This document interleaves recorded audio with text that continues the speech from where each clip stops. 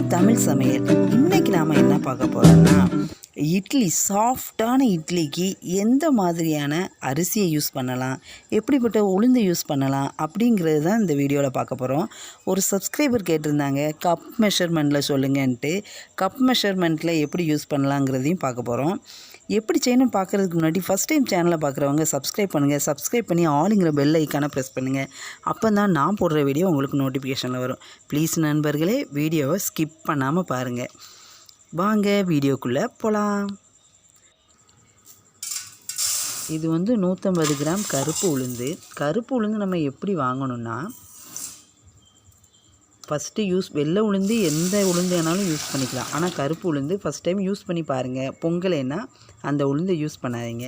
மறுபடி வேறு கடைகளில் வாங்கி யூஸ் பண்ணுங்கள். இது 150 கிராம் அளவில் சொல்லியிருக்கேன். 1.5 கிளாஸ் போட்டிருக்கோம். இது அரிசி இது காப்பிடி. இந்த உலக்கு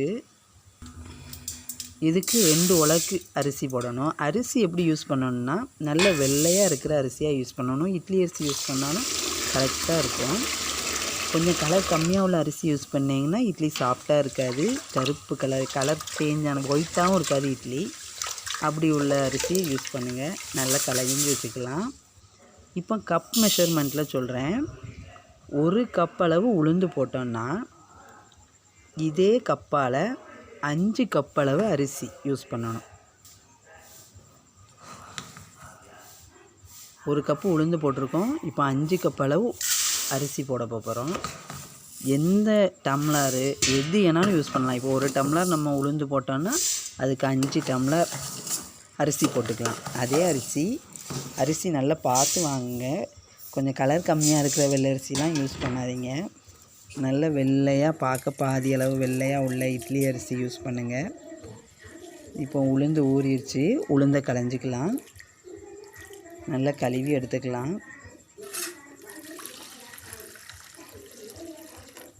நல்லா ஒரு 5-6 டைம் உளுந்த நல்லா கையை வச்சு நல்லா கரைச்சி களைங்க. கொஞ்சம் நல்லா களையாமல் கொஞ்சம் தொளி அதிகமாக இருந்தால் இட்லி கருப்பாக வரும். அதனால் நல்ல தண்ணி ஊற்றி ஒரு 6 டைம் தண்ணி ஊற்றி நல்லா கொஞ்சம் வெள்ளை தண்ணியாக வர்ற அளவுக்கு களைங்க. சுத்தமான தொளி போகிற மாதிரி நம்ம உளுந்தில் உள்ள தொலியை இது பண்ண முடியாது. 2-3 தொளி இருக்கத்தான் செய்யும். இந்த மாதிரி உளுந்த களைஞ்சி எடுத்துக்கோங்க.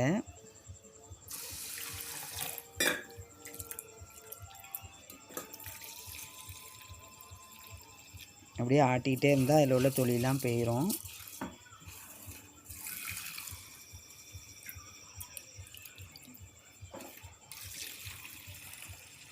நல்லா களைஞ்சாச்சு.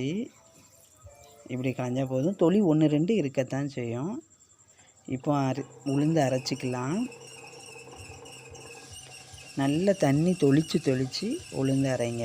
ஒரேடியாக உளுந்துக்கு தண்ணி ஊற்றிடாதீங்க. ஃபஸ்ட்டு நல்லா பிடிச்சி விட்டுக்கணும். கரைகளில் முழு உளுந்தாக இருக்கும்.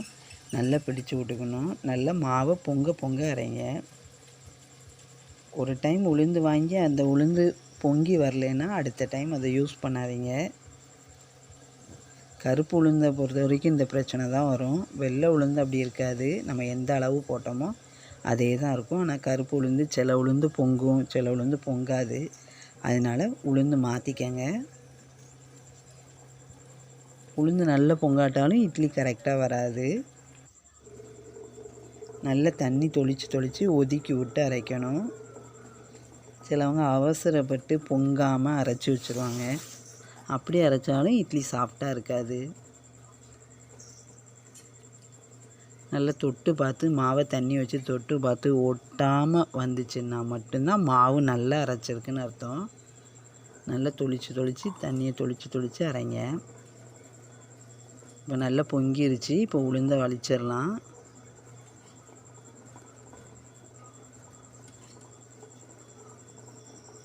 இது ஒரு 6 பேர் சாப்பிட 6 பேர் ஒரு 2 நாளைக்கு இந்த மாவு யூஸ் ஆகும்.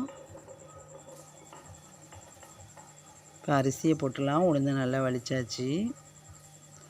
அரிசிக்கு உளுந்து மாதிரி தண்ணியை தொளிச்சிக்கிட்டே இருக்க வேண்டாம். உரல்லேருந்து சிந்தாத அளவுக்கு தண்ணி தெரித்து சிந்தாத அளவுக்கு கரெக்டான அளவு தண்ணி ஊற்றி ஒரு 2-3 டைம் தண்ணி ஊற்றினாலே போதும். உளுந்து கொஞ்சம் பிடிச்ச மாதிரிலாம் இது பிடிச்சலாம் விட வேண்டாம்.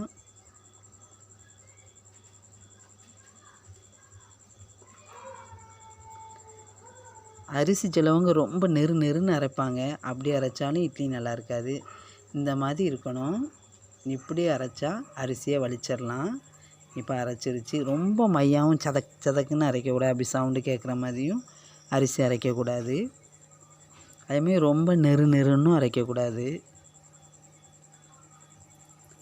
ஒரு ரவை பதத்துக்கு அரைக்கலாம்.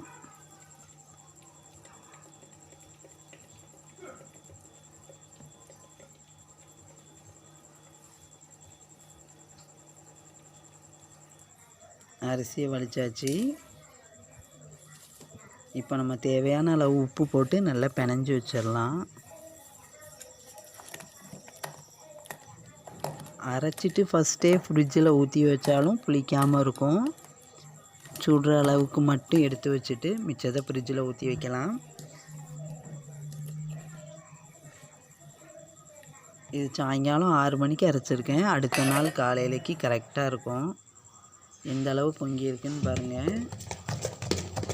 இப்போ நல்லா இதை மிக்ஸ் பண்ணி விட்டால் ஒன்று போல் சேர்ற அளவுக்கு மிக்ஸ் பண்ணி விடணும். சிலவங்க என்ன பண்ணுவாங்கன்னா அந்த மேட்டால் உள்ள மாவு ஊற்றுவாங்க. அது மேலே உள்ள இட்லி மட்டும் சாஃப்டாக வரும். கீழே உள்ளது கல் மாதிரி இருக்கும். நல்லா ஒன்று போல் மிக்ஸ் பண்ணி ஊற்றினா கடைசி இட்லி ஊற்றுற வரைக்கும் இட்லி சாஃப்டாக தான் இருக்கும். இந்த அளவுக்கு பொங்கி இருந்துச்சு. இவ்வளோ தூரம் கீழே டவுன் ஆகிருக்கு. இப்போ இட்லி நம்ம ஊற்றிடலாம்.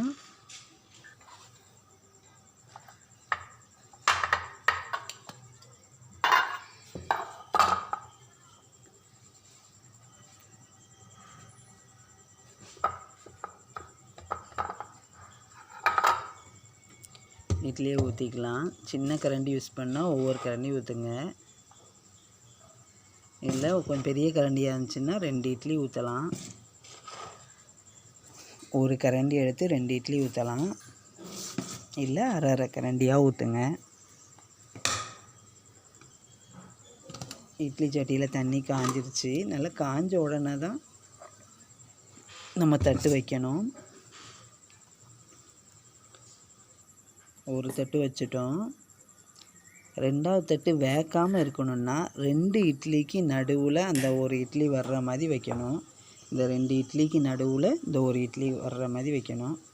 அப்படின்னா வேக்காது. இந்த இட்லி கரெக்டாக அது வர்ற மாதிரி இருக்குது. இப்போ மூடி வச்சிடலாம்.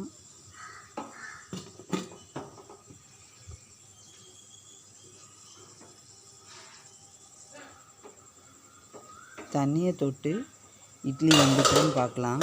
தண்ணியை தொட்டு நம்ம கையை உள்ளே விட்டு பார்த்தோன்னா கையில் ஒட்டாமல் வரும். இட்லி நல்லா வெந்துருச்சு. இப்போ இட்லி எடுத்துடலாம்.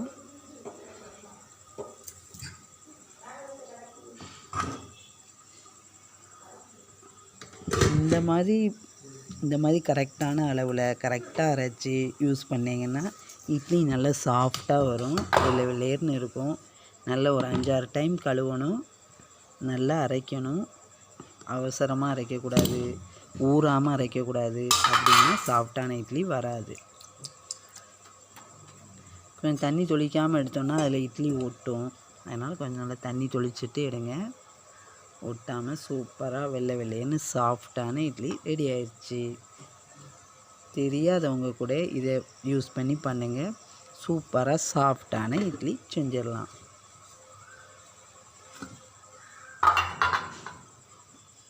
இந்த வீடியோ பிடிச்சிருந்துச்சுன்னா லைக் பண்ணுங்கள், ஷேர் பண்ணுங்கள், சப்ஸ்கிரைப் பண்ணுங்கள். மறக்காமல் பெல் ஐக்கானை ப்ரெஸ் பண்ணுங்கள்.